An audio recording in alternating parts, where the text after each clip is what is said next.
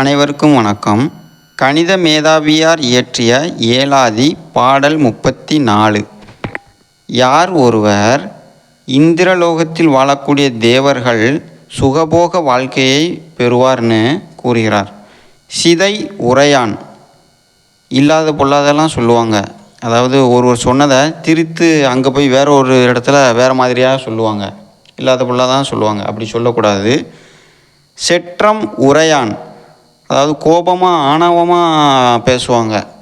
பதவி வந்துடும், பணம் வந்துடும், உயர்ந்த பதவி வந்தவுடனே அவங்களோட பேச்சிலே அந்த ஆணவம் வெளிப்படும்.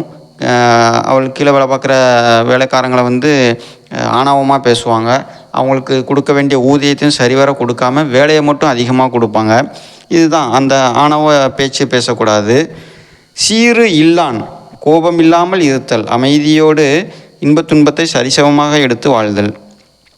இயல்பு உரையான், அதாவது பிறருடைய குற்றத்தை சொல்லாமல் இருக்கிறது. அவர் மது அருந்துகிறார், கொள்ளையடிக்கிறார், கமிஷன் பெறுகிறார், லஞ்சம் ஊழல் வாங்குகிறார் அப்படின்னு பிறர் இடத்துல சொல்லாமல் இருக்கணும். ஏன்னா அந்த குற்றச்செயல்களே நமக்கு தொற்றிடும். அதுதான் இயல்பு உரையான். ஈனம் உரையான், கெட்ட வார்த்தையாக பேசுவாங்க. அந்த கெட்ட வார்த்தையை பேசக்கூடாது. அதை தான் சொல்லப்பட்டிருக்குது. நசையவருக்கு, இல்லாதவர்களுக்கு கொடுத்தல், தர்மம் கேட்டு வந்தவர்களுக்கு வேண்டியதை கொடுத்து உதவுதல். இதையெல்லாம் செய்தவர்கள் வானுலகில் உள்ள தேவர்கள் எவ்வாறு வாழ்வார்களோ அவ்வாழ்க்கையை பெறுவர்னு கூறுகிறார்.